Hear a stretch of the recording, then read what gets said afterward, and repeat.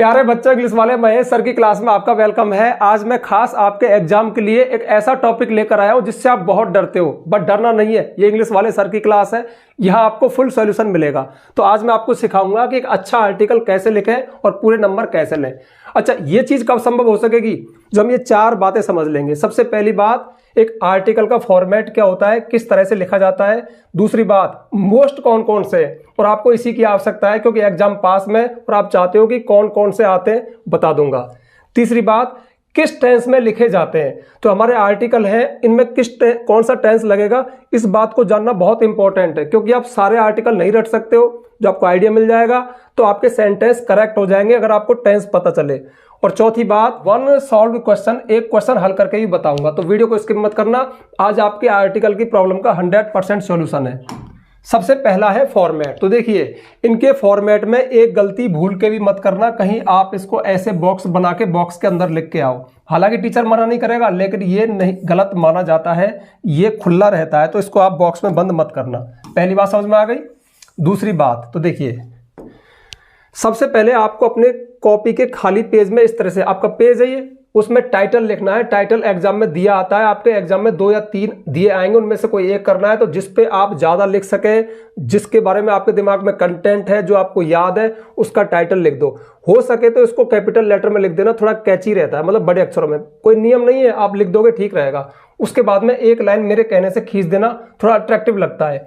उसके बाद में इसके नीचे ऐसे कोष्टक में बाय लिख के और यहाँ पे नेम दे देना, खुद का ही नाम लिख देना, कोई नाम लिख देना, कोई फर्क नहीं पड़ता। मतलब ये आर्टिकल, ये लेख किसके द्वारा लिखा गया है उसको मेंशन करना जरूरी होता है। उसके बाद में बस जैसे अपन जनरल लिखते हैं ऐसे ऐसे लिखते चलिए।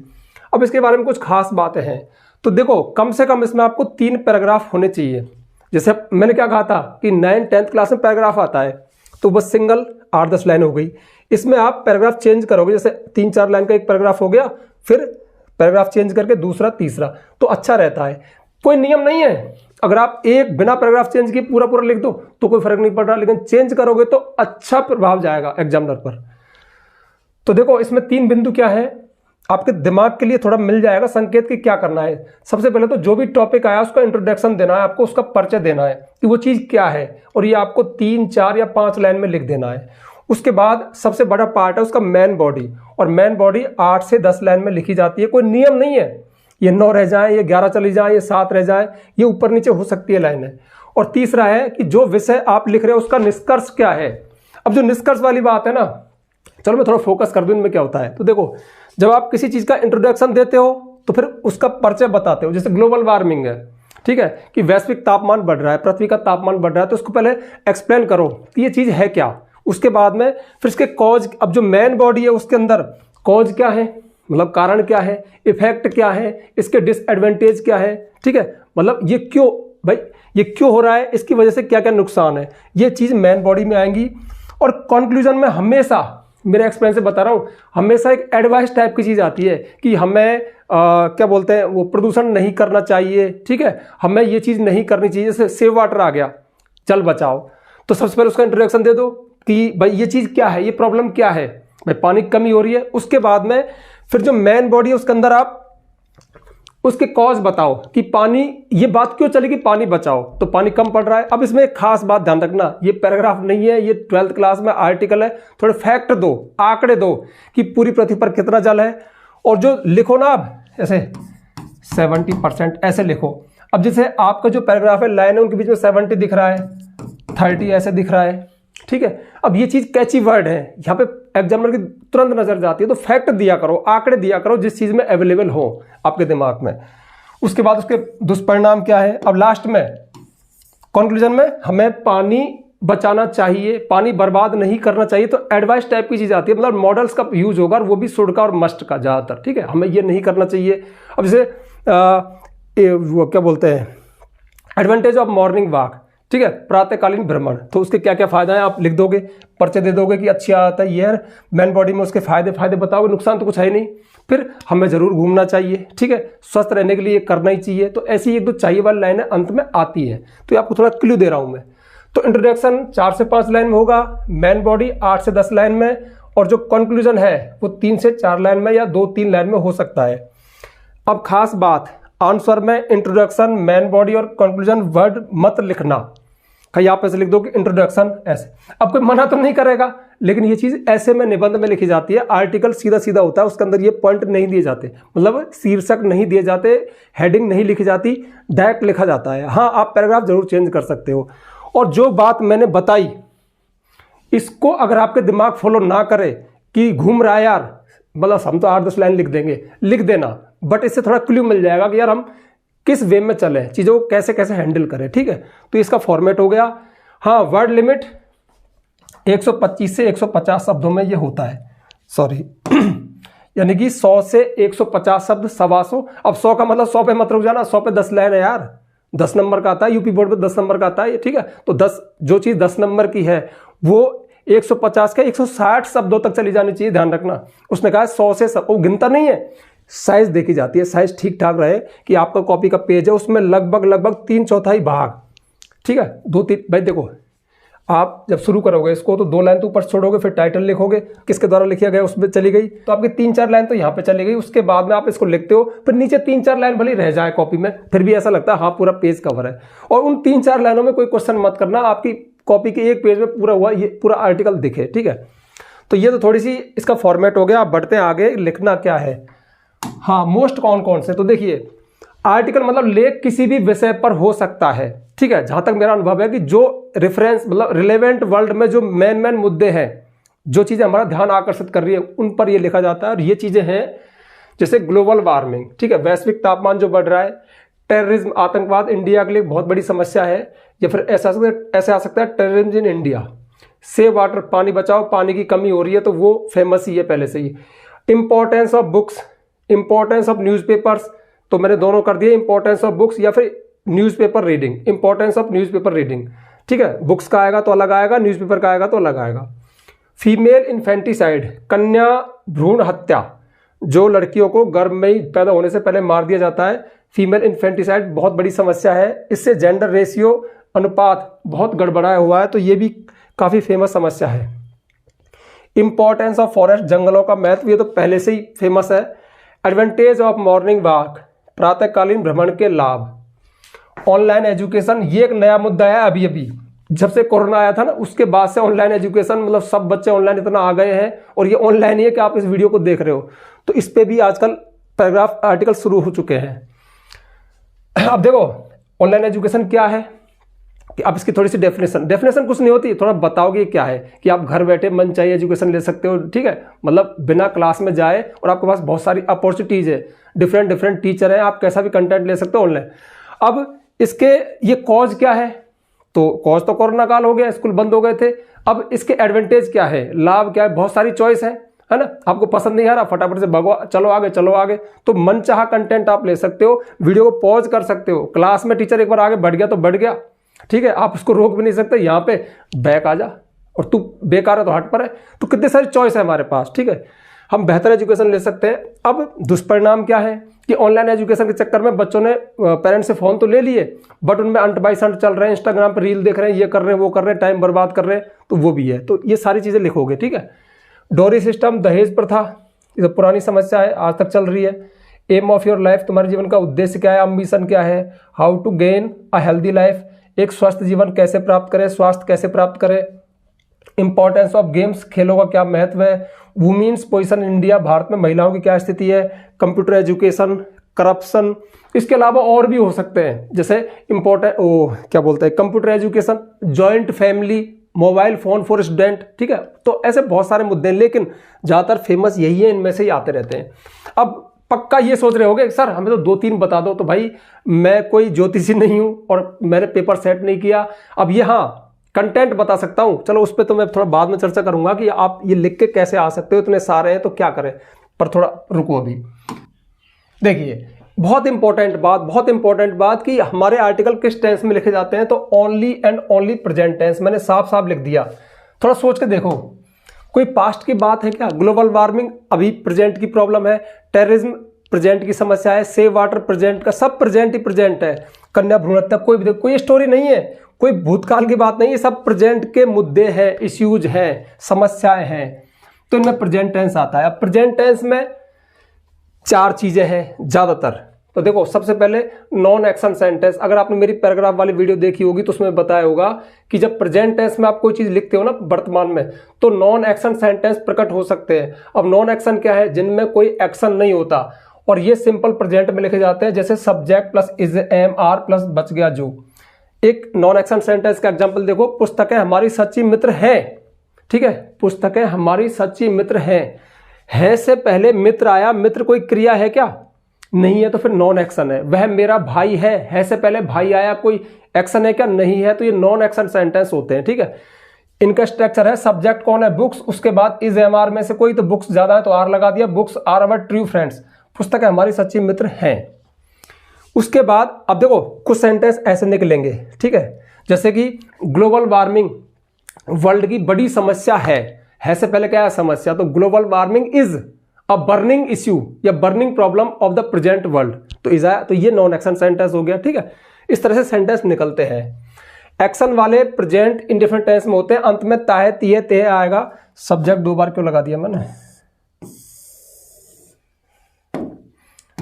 सब्जेक्ट प्लस V1, और यदि सब्जेक्ट सिंगुलर हो तो V1 में एस और एस लगता है। जैसे पेड़ हमें ऑक्सीजन देते हैं एक्शन है और उसमें भी ताहती आए तो प्रेजेंट इंडेफिनिट टेंस है, तो the trees gives us oxygen, पेड़ हमें ऑक्सीजन देते हैं। हम घूमने जाते हैं, हम सुबह घूमने जाते हैं, या पेड़ हमें ये देते हैं, या घूमने समय लाभ मिलता है। कोई भी एक्शन जब होता है ताहती है तो सब्जेक्ट प्लस V1। अगर अब देखो सॉरी ये तो सेंटेंस मैंने गलत कर दिया, गिव्स नहीं गिव आएगा। क्यों? ट्रीज ज्यादा है, गिव अस ऑक्सीजन, पेड़ हमें ऑक्सीजन देते हैं। एक्शन हो और उसमें राह रही आए तो प्रेजेंट कंटिन्यूअस टेंस होगा, subject plus is am are plus V1 plus ING। जैसे ग्लेशियर तेजी से पिघल रहे हैं, the glaciers are melting swiftly, the glaciers subject हो गया, आर इस टेंस की हेल्पिंग वर्ब है, मेल्टिंग ING फॉर्म आ गई, स्विफ्टली तेजी से। कंप्यूटर पढ़ाया, सॉरी वो तो पैसिव हो गया। ठीक है, तो कहने का मतलब है इस तरह के सेंटेंस निकलेंगे। अभी एकदम से मेरे दिमाग में नहीं आ रहे, बट जब आप कोई पैराग्राफ पढ़ के देखोगे ना, सॉरी आर्टिकल, तो उनमें ये सारी चीजें आपको मिल जाएंगी। उसके बाद फिर एक्शन वाला ये पैसिव के सेंटेंस भी निकलते हैं, और पैसिव हमेशा ऑब्जेक्ट से शुरू होती है। और देखो पैसिव, अब चूंकि ये प्रेजेंट में है तो प्रेजेंट की ही पैसिव है, प्रेजेंट में दो टेंस की, या तो प्रेजेंट इंडेफिनिट की किया जाता है। ठीक है, जैसे कि कंप्यूटर एजुकेशन दी जाती है, पेड़ काटे जाते हैं, ताहती आ गया, और एक पेड़ काटे जा रहे हैं, कंप्यूटर एजुकेशन दी जा रही है, तो कहां चली गई? प्रेजेंट कंटिन्यूअस टेंस की पैसिव वॉइस। अब प्रेजेंट इंडेफिनिट की है, ताहतीय वाली है, जब तो object plus is am are plus verb की थर्ड फॉर्म आएगी। और यदि कंटिन्यूअस टेंस है, रहा रही वाला सेंटेंस है, तो is am are plus being plus verb की थर्ड फॉर्म। जैसे हर साल लाखों पुस्तकें प्रकाशित होती है, की जाती है, मिलियंस ऑफ बुक्स या thousands of books are published every year, हर साल अब प्रकाशित की जाती हैं। ठीक है, तो ये पैसिव है। अब प्रकाशित की जा रही है तो millions of books are being published every year. ठीक है, हर साल लाखों पेड़ काटे जाते हैं, तो millions of trees are cut की तीन फॉर्म कट होती है, कट एवरी ईयर, काटे जा रहे हैं, आर बीइंग कट। ठीक है, इस तरह से तो ये सेंटेंस निकलते हैं। अब ऐसा मत समझना कि ये 100% नहीं, ये चीज 80% तक फॉलो हो जाएगी आपके पैराग्राफ में। आपको 80% सेंटेंस बनाने में, ग्रामर में इनसे हेल्प मिल जाएगी। कुछ सेंटेंसेस मैंने बताया कि कंक्लूजन वाले मॉडल भी लगेंगे, कुछ और स्ट्रक्चर भी आ सकते हैं, बट 80% सेंटेंस आपके इन 4 फॉर्मूला से कवर हो जाते हैं। तो ये बहुत काम की बात है, इससे आपको क्लू मिलना चाहिए, आपको हेल्प मिलनी चाहिए। हाँ, अब वो मुद्दा और बता दूं आपको थोड़ा सा कि हम कैसे लिखें इस वीडियो की सबसे। अब देखो मेरे पास एक चीज बची है करवाने को, ये तो मैं बता दूंगा, चलो छोड़ो, काम की बात सुनो कि आप कैसे लिख पाओगे इनको, ये कैसे लिख सकते हैं। इसमें सिर्फ और सिर्फ अगर मेरी क्लास में बैठे हो तो ऑनेस्ट राय, दो ही बात है, दो ही चीज है। एक तो दुनिया का कोई भी टीचर आपके दिमाग में इस कंटेंट को नहीं डाल सकता कि भाई इसके अंदर ये चीज, इसके अंदर ये चीज, इसके अंदर ये चीज, मतलब हाँ। और आप सुपर मानव नहीं हो कि आप एग्जाम में गए और तुरंत ही आपने उठा लिया women's position in India, Bharat में महिलाओं की स्थिति क्या है। आपका जो ज्ञान है आपकी उम्र के अनुसार, आपके एक्सपीरियंस के आधार पर के अनुसार वो 2-3 लाइन में खत्म हो जाएगा। इनमें से कोई भी टॉपिक उठा लेना तो बहुत बढ़िया लिखना शुरू करोगे, लेकिन 3 लाइन में तुम्हारा सारा मैटर खत्म हो जाएगा। फिर मैटर कहां से आए? तो बस अक्सर अपने हर वीडियो में कहता हूं, हर क्लास में यही बात कहता हूं कि कंटेंट तो जुटाना है, हिंदी में जुटा लो। आपकी जो गाइड है, जो पासबुक है, जहां से आप पढ़ते हो, उसमें 15, 20, 30, 50 दे रखे होंगे। इंग्लिश में मत पढ़ो और रटो भी मत, सिर्फ हिंदी में पढ़ लो, और हिंदी में कम से कम एक बार नहीं, क्योंकि हमारे दिमाग में एक बार में चीज़ें उड़ जाती हैं।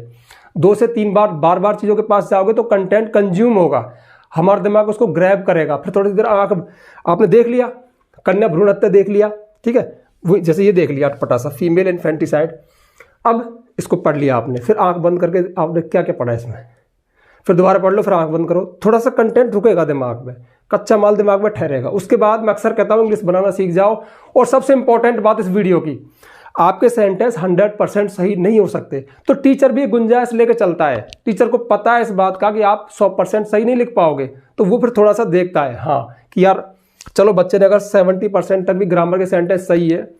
मेन बात है, इसका नाम है आर्टिकल, इसमें आपके आइडियाज़ में कितनी दम है, और आपके आइडियाज़ में दम नहीं है 12th क्लास में, तो आपको आइडियाज़ तो लेने पड़ेंगे, थोड़े अच्छे अच्छे वर्ड लेने पड़ेंगे। आइडिया मैंने बता दिया कि इंट्रोडक्शन मतलब वो चीज़ क्या है, उसके लाभ क्या है, गुण क्या है, दोष क्या है। अब बहुत सारी चीज़ें ऐसी इनके दोष ही नहीं है, तो फिर मैं दोष कहाँ से डालोगे। जैसे इंपॉर्टेंस ऑफ गेम्स आ गया, ठीक है, या गेम्स आ गया, इंपॉर्टेंस ऑफ रीडिंग बुक आ गया, तो इनमें आप दोष क्या बताओगे। लेकिन टेररिज्म के दोष है कि लाखों निर्दोष लोग हर साल मारे जाते हैं। अब देखो जैसे आप टेररिज्म का लिख रहे हो तो उसमें फिर थोड़े फैक्ट दो कि कौन कौन से एरिया इंडिया के ज़्यादा प्रभावित है, इतने लोग मारे जाते हैं, है ना। फिर ऐसे अब जब आप लिखोगे जम्मू एंड कश्मीर, तो फिर टीचर कहेगा हाँ फैक्ट दिए, जम्मू कश्मीर लिखना फैक्ट है। आतंकवाद एक समस्या है, ये नॉर्मल लाइन है, आतंकवाद से लाखों लोग मरते हैं, ये उतनी नॉर्मल नहीं है, ठीक है, लेकिन जम्मू कश्मीर इससे ज़्यादा अफेक्टेड राज्य है। फिर इंडिया में थोड़ा नक्सलवाद भी है, उसके फिर वो प्रांत लिख दो, फिर थोड़े से और फैक्ट दे दो। वो फैक्ट कहाँ मिलेंगे, जो आप पढ़ के आए तब मिलेंगे। तो अगर आप फैक्ट डालते हो, आंकड़े डालते हो, तो बहुत अच्छा रहता है, ठीक है। तो ये बात हो गई, ठीक है। तो ये कुल मिला के इनको आप ज़्यादा देख सकते हो। उस तरह का टीचर होने यही आएगा, यही आएगा, ताकि तो फिर गाली दो, अरे मुझे क्या पता कौन सा आएगा यार, लगभग ये है, ठीक है। अब चलिए देखते हैं। तो राइट एन आर्टिकल, एक आर्टिकल लिखो on importance of books, book reading. तो बुक रीडिंग का महत्व क्या है, या pleasure of book reading, book reading का क्या आनंद है, इन 100 to 150 वर्ड्स।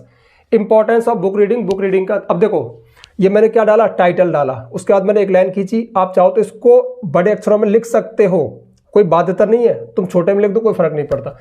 पता है चीज़ें क्यों की जाती है, थोड़ा सा, अब बड़े अक्षर में जो चीज़ लिखी होती है वो अलग से दिखती है, तो इसलिए कह रहा हूँ आप चाहो तो लिखना, ना चाहो तो मत लिखना, कोई फर्क नहीं पड़ता। कोई नियम नहीं है कि टीचर एकदम से आपने बड़े में क्यों लिख दिया, तो तूने क्यों लिखा, ऐसा कुछ नहीं सोचता, वो कुछ सोचता ही नहीं है। वो फटाफट से आपकी लाइन देखेगा उनमें दम कितनी है, क्वालिटी क्या है।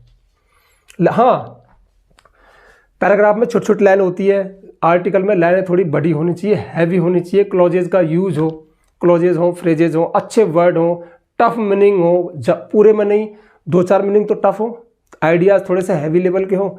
जैसे इसको देखो, इसमें पता लग जाएगा। तो इंपॉर्टेंस ऑफ बुक रीडिंग से एक लाइन खींची, उसके बाद बाय तरुण कुमार, क्लास 12th, ये हो गया। किसने लिखा, कोष्टक में बंद कर दिया। अब ये हमारा शुरू हो गया। तो देखिए सबसे पहले इसका इंट्रोडक्शन क्या है। अच्छा देखो, कुछ ऐसे होते हैं जिनमें आप कोई कोटेशन दे सकते हो कि ये कहावत है। अब कोटेशन वर्ड याद नहीं होता, saying, it's an old saying. जैसे मैंने तो लिखा Napoleon Bonaparte said, Napoleon Bonaparte ने कहा था अबाउट द बुक्स, बुक्स के बारे में, सो मी अ पर्सन, मुझे एक व्यक्ति दिखाओ, हु लव्स बुक्स, जो बुक्स से प्यार करता है, हु लव्स बुक रीडिंग, जिसे बुक रीडिंग से प्यार है, and I will show you, और मैं आपको दिखाऊंगा, द पर्सन, व्यक्ति, हु मूव द वर्ल्ड, जो इस दुनिया को हिला देगा, इस दुनिया को बदल देगा। इतनी बड़ी बात, यानी जो व्यक्ति बुक पढ़ता है वो दुनिया को हिला सकता है। अब आपके दिमाग में नहीं आई तो आप ऐसे बना सकते हो, इट्स एन ओल्ड सेइंग, एक पुरानी कहावत है, that the books are our true friends, की पुस्तक हमारी सच्ची मित्र होती है। तो ये दे दिया। अब ये जो कहावत है ना, इसको ऐसे जोर से मत पकड़ लेना, हर एक में चलेगी। जैसे सेव वाटर आ गया, पानी बचाओ, तो उसमें कोई कहावत, उसमें चलो उसमें तो आ जाएगी। रुको रुको रुको, जैसे कंप्यूटर एजुकेशन है, इसमें क्या कहावत दोगे आप, करप्शन में क्या दोगे आप, एम ऑफ योर लाइफ में आप क्या दोगे, है ना, डोरी ऑनलाइन, इसमें तो ये हर एक में नहीं आएगी। हाँ, जैसे ये है इंपॉर्टेंस ऑफ बुक्स है, इंपॉर्टेंस ऑफ गेम्स है, इनमें ये चीज़ें, इंपॉर्टेंस ऑफ ये क्या बोलते हैं, एडवांटेज ऑफ मॉर्निंग वॉक है, ठीक है, इनमें ये चीज़ें आ सकती हैं। चलो, नॉट ओनली नेपोलियन, ना केवल नेपोलियन, अगली लाइन शुरू हो गई। एक बात देख रहे हो आप, ये लाइन कितनी बड़ी थी। बस यही अंतर है पैराग्राफ और आर्टिकल में, बस ये मूल मंत्र है ज़्यादा नंबर लाने का, आपकी लाइन थोड़ी बड़ी हो, रट सको तो रट लेना और मन से लिख सको तो लिख देना, इसलिए तो इंग्लिश लिखना काम आता है। जो आप क्लॉजेज सीख जाओ, एक मतलब 2-3 सिंथेटिक एक टॉपिक है आपके सिलेबस में जो क्या सिखाता है, 2 या 3 सेंटेंस को मिला करके बड़ा सेंटेंस कैसे बनाएं। सिलेबस में था, पता है क्यों दिया, ताकि आप सीख जाओ, बड़े सेंटेंस लिख सको। लेकिन आप क्या करते हो, सिंथेटिक्स पेपर में कैसे आएगा सर वो बता दो, तो हम पीछे सीख लेंगे, और इस चक्कर में आप सिंथेटिक्स नहीं सीखे। सिंथेटिक्स सीख जाते तो ऐसे सेंटेंस आप खुद लिख सकते थे। चलो छोड़ो। तो नॉट ओनली नेपोलियन, ना केवल नेपोलियन बट आल्सो, बल्कि every famous and great personality, बल्कि प्रत्येक प्रसिद्ध और महान व्यक्तित्व is in the favour of book reading, भी बुक रीडिंग के पक्ष में है। मतलब किसी महान व्यक्ति से पूछ लो, कहेगा बुक पढ़नी चाहिए। Books are infinite source of knowledge, entertainment and new ideas. जो बुक्स हैं वो अनंत स्रोत हैं ऑफ नॉलेज, ज्ञान का, मनोरंजन का और नए विचारों का। तो देखो लाइन थोड़ी सी ठीक है। तब बुक्स गिव्स अस नॉलेज, पुस्तक हमें ज्ञान देती है। ये मैंने कहा गलत लाइन है, पर ये 10वीं लेवल की है, 9वीं लेवल की लाइन है, 12th लेवल पे लाइन इस तरह की हूँ। तो ये माना आपका इंट्रोडक्शन हो गया। अब देखो मैंने कहीं यहाँ पे लिखा है कि इंट्रोडक्शन नहीं, बस ये लिख दिया, ठीक है। उसके बाद में थोड़ा पैराग्राफ चेंज करना ठीक रहता है, तो यहाँ पे पैराग्राफ चेंज कर दिया हमने, ये बुक्स प्ले, ठीक है। इस तरह से मतलब 2-3 पैराग्राफ ही तो लिख रहे हैं, 3 ही तो बता रहा हूँ मैं। तो 3-4 लाइन, पहले में 3-4 लाइन, दूसरे में 6-7 लाइन, 8 लाइन, तीसरे में फिर 3-4 लाइन, हो जाएगा आपका 150 वर्ड। अगला है बुक्स प्ले, पुस्तक है प्ले करती है, निभाती है अ वाइटल रोल, एक बड़ा रोल इन अवर लाइव्स, हमारे जीवन में। अब देखो books play important role, important हल्का शब्द है, वाइटल अच्छा वर्ड है, ये थोड़ा सा स्टैंडर्ड है। व्हेन वी रीड, जब हम पढ़ते हैं, वी आर ट्रांसपोर्टेड, तो हम ट्रांसपोर्ट करते हैं टू डिफरेंट वर्ल्ड्स, मतलब हम ट्रांसपोर्ट हो जाते हैं टू डिफरेंट वर्ल्ड्स, अलग अलग संसारों में, पर्सनैलिटीज, व्यक्तित्वों में, एंड एक्सपीरियंसेस और अनुभवों में। तो आप जब ज्ञान की तरफ रियल है, जब हम बुक पढ़ते हैं ना, तो हम हमारे सामने नई दुनिया खुल जाती है, नई पर्सनैलिटी खुल जाती है। आप गांधी को पढ़ते हो तो गांधी के बारे में खो जाते हो, गांधी क्या था, नए आइडिया जनरेट होते हैं हमारे माइंड में। तो ठीक है, अभी यहाँ पे अगले पे आएंगे, ये लाइन चल रही है, which can spark our ideas, और जो चीज़ें हमारे आइडियाज को स्पार्क कर सकती है, स्पार्क अच्छा वर्ड है। द ग्रेट बुक्स, जो बड़ी महान पुस्तक है, ट्रांसफर, वो ट्रांसफर करती है द हिस्ट्री को, इतिहास को, एंड द नॉलेज, और नॉलेज को टू अनदर जनरेशन, दूसरी आने वाली पीढ़ियों में। यू बिलीव और नॉट, तुम विश्वास करो ना करो, बट बुक्स बर्थ। अब देखो कितनी अच्छी लाइन है, यू बिलीव, तुम विश्वास, यू बिलीव और नॉट, तुम विश्वास करो ना करो, बट बुक्स, बल्कि लेकिन पुस्तकें बर्थ, जन्म देती है, हमारे अंदर लाती है मैच्योरिटी, परिपक्वता, कॉमन सेंस, सामान्य समझ, विजडम, बुद्धिमानी, एंड इवन सक्सेस, और यहाँ तक भी सफलता भी। मैं बहुत सारे इंटरव्यू पढ़ता हूँ, सभी सफल लोग बुक्स पढ़ते हैं, बुक्स से वास्तव में हमारा ब्रेन बढ़ता है, हम अच्छे मनुष्य बनते हैं, और एक अच्छा मनुष्य ही सफल होता है। तो बुक्स बहुत कमाल की चीज़ है। अच्छा, ऐसा मत समझना कि मैं इसको रट के लाया हूँ, हाँ मैंने थोड़ा गूगल पे देखा। देखो ये होती है तैयारी। अब जैसे मुझे ये लिखना था, मेरा तो कोई एग्जाम नहीं है, लेकिन लिखना तो था।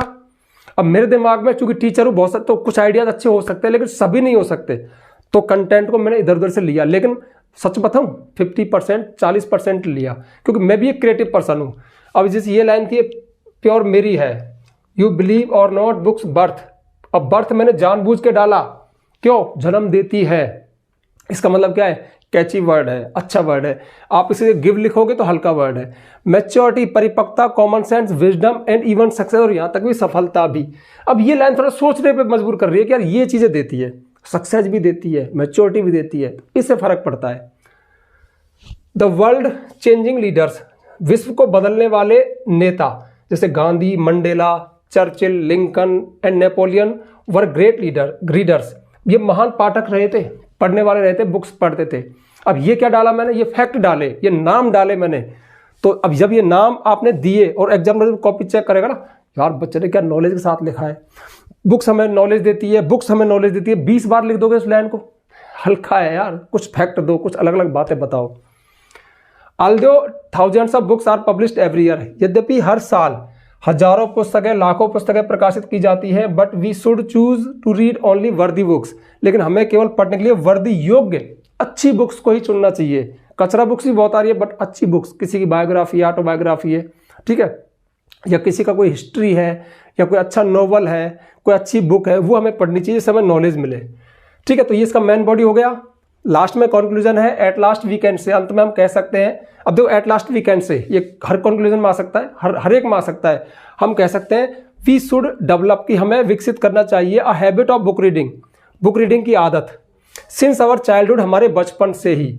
विदाउट बुक रीडिंग, बिना बुक रीडिंग के वी कैन नेवर एक्सप्लोर, हम कभी भी एक्सप्लोर नहीं कर सकते। दोनों लाइनें मेरी हैं। अवर माइंड्स हिडन पॉसिबिलिटीज, हमारे दिमाग की छिपी हुई संभावनाओं को, आपके दिमाग में कितनी संभावनाएं वो कब खुलेंगी, जो आप बाहर के नॉलेज से जुड़ोगे, ट्रांसफर होगे, वो चीज़ें, वो डाटा आपके दिमाग में आएगा, तब आपके दिमाग की खूबसूरती को आपको पता चलेगा आपके दिमाग में कितना आनंद है, कितना जॉय है, कितनी बुद्धिमानी है, कितना सक्सेस है, कितना स्ट्रगल है। It's absolutely right that books are our true friend, ये निश्चित रूप से सही बात है कि पुस्तकें हमारी सच्ची मित्र होती है। अब पता है, मैंने सोचा 2 मिनट की लास्ट की लाइन आ गई, ठीक है, तो यार ये लिख दूं कि पुस्तकें हमारी सच्ची मित्र होती है, लेकिन इसी बात को कैसे कहा मैंने, इट इज एब्सोल्युटली राइट, ये बिल्कुल निसंदेह पूरी तरह से सही है कि पुस्तकें हमारी सच्ची मित्र होती है। पुस्तकें मित्र होती है 10वीं लेवल, ये निश्चित रूप से सही है। 12वीं लेवल, बात वही है। तो बस मैं बार बार यही कर रहा हूं कि आपके पूरे नंबर कैसे मिलेंगे जब आप इस लेवल में लिखोगे। तो 3 चीज काम करती है। जितने भी आपके गाइड में दे रखे हैं उन सबको हिंदी में 2-3 बार पढ़ लो, थोड़ी इंग्लिश बनाना सीख जाओ। 100% सही नहीं लिख पाओगे, आपके ये सेंटेंस तो 100% सही है, लेकिन जब आपको तो लाइव देना पड़ेगा ना, ठीक है, ये तो रिकॉर्डेड वीडियो है, वहाँ पे तो लाइव चलता है एग्जाम में, फटाफट, तो वहाँ पे आपके मिस्टेक्स होंगे, लेकिन डरना मत। थोड़े ध्यान रखना 2-3 बातों का कि सेंटेंस थोड़े हैवी हो, अच्छे वर्ड हो, वर्ड लिमिट का ध्यान रखना, डेट्स को मतलब 150 पे नहीं 170 तक चले जाना है, ठीक है। तो ये बात थी। अब तो इसमें कुछ बचा ही नहीं यार, सब कुछ बता दिया, टेंस में बता दिए। अब देखो, आप देखोगे तो सारे टेंस प्रेजेंट में ही चल रहे हैं इसमें। बुक्स बर्थ, जन्म देती है, ठीक है। ग्रेट बुक्स ट्रांसफर करती हैं। कैन मॉडल आ गया, मॉडल का यूज भी होगा। इट इज, ये है, सिंपल सेंटेंस है, ठीक है। तो वो प्रेजेंट, ये सारा पास्ट तो हो ही नहीं सकता। हाँ, बाई चांस कोई पास्ट का निकल जाए वो अलग बात है, ठीक है। तो ओके, बाय।